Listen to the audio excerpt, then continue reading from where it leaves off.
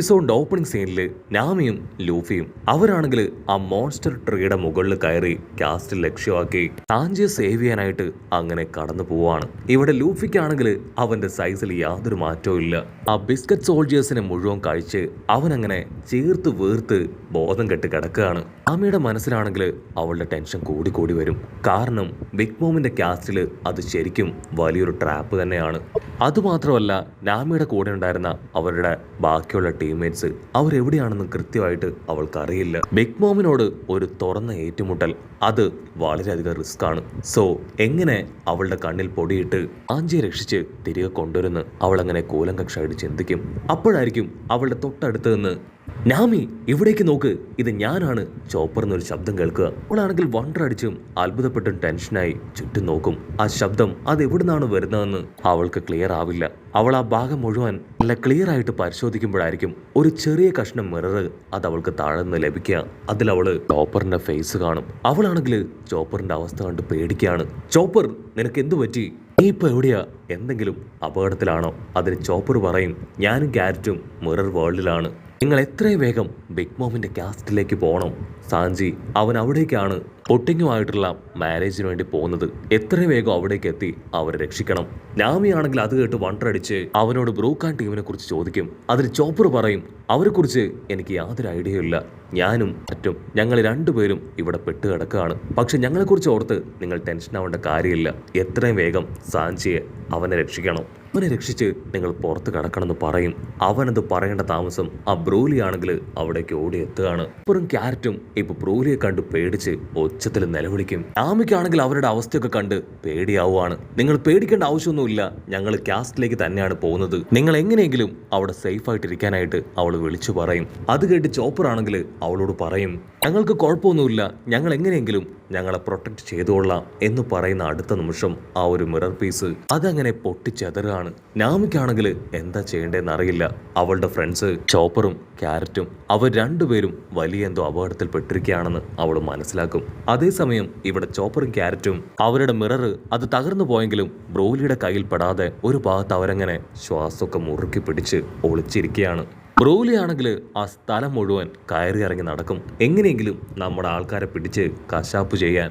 Chopper ക്യാരറ്റിനോട് പറയും, ഇനി നമ്മൾ നോക്കിയിരുന്നിട്ട് യാതൊരു കാര്യവുമില്ല, പ്രതികരിച്ചേ പറ്റൂ. എങ്ങനെയെങ്കിലും നമുക്ക് ഇവിടുന്ന് പുറത്ത് ചാടി നമ്മുടെ ഫ്രണ്ട്സിനെ ഹെൽപ്പ് ചെയ്യണം. അതിനാദ്യം ഇവിടെ ഒരു പാഠം പഠിപ്പിക്കണം എന്ന് പറഞ്ഞ് ചോപ്പർ ആണെങ്കിൽ കാര്യമായിട്ട് എന്തൊക്കെയോ ആലോചിക്കും. ഇവിടെ ബ്രൂലി ആണെങ്കിൽ ഇപ്പോൾ ഒരു മിറർ ഡയമെൻഷനിലൂടെ കൈ അങ്ങനെ പുറത്തേക്കിട്ട് ആ കാട്ടിലുണ്ടായിരുന്ന ആനിമൽസിനെ അവറ്റകളെ എല്ലാം തന്നെ ആ ഡയമെൻഷന്റെ അകത്തേക്ക് കൊണ്ടുവരികയാണ്. അതിനുശേഷം ക്യാരറ്റിനെയും ചോപ്പറിനെയും കണ്ടുപിടിക്കാനായിട്ട് ശ്രമിക്കും. മറ്റൊരു ഭാഗത്ത് നാമിയാണെങ്കിൽ ലൂഫിയെ തന്നെ നോക്കും.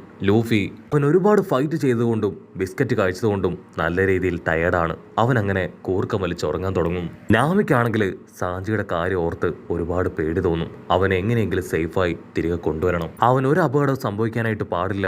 മാത്രമല്ല ഈ മാരേജ് അത് നടക്കാൻ പാടില്ല എന്ന് പറഞ്ഞ് അവൾ ലൂഫിയെ നോക്കും. ലൂഫിയുടെ സൈസ് അപ്പോൾ പതിയെ കുറഞ്ഞു വരുന്നതായിട്ട് അവൾ ശ്രദ്ധിക്കും. ലൂഫിയുടെ ബോഡി ആ ബിസ്ക്കറ്റ്സ് എല്ലാം തന്നെ പതിയെ ഡൈജസ്റ്റ് ചെയ്ത് കഴിഞ്ഞു. അവനാണെങ്കിൽ ചാടി എഴുന്നേറ്റ് വീണ്ടും അമ്മയോട് ഫുഡിന് ചോദിക്കുകയാണ്. അവൾ അത് കേട്ട് കാലി ഇളകിയിരിക്കും. അതേസമയം ആ മോൺസ്റ്റർ ട്രീ ആണെങ്കിൽ അവരുടെ അടുത്തുകൂടെ പോകുന്ന ഒരു വണ്ടി അതങ്ങനെ ലൂഫിക്കും നാമിക്കും ചൂണ്ടിക്കാണിച്ചു കൊടുക്കുകയാണ്. നിങ്ങളുടെ ഫ്രണ്ട് സാഞ്ചി അവൻ ആ വണ്ടിയിലുണ്ടെന്ന് പറയും. അത് കേട്ട് ലൂഫി ആണെങ്കിൽ ചാടി എഴുന്നേറ്റ് സാഞ്ചിയെ നോക്കി അവന്റെ പേര് വിളിച്ച് ഓടും. ലൂഫിയുടെ തൊട്ടു പിന്നാലെ ഇപ്പൊ നാമിയും അവനെ തേടി ഓടുകയാണ്. ഇവിടെ സാഞ്ചി ആണെങ്കിൽ വളരെ സാഡായിട്ട് തല താഴ്ത്തിയിരിക്കുമ്പോഴായിരിക്കും ഇവിടെ ആ നിലവിളി ശബ്ദം അതവൻ കേൾക്കുക. അവൻ ഞെട്ടി തലയുയർത്തി നോക്കും.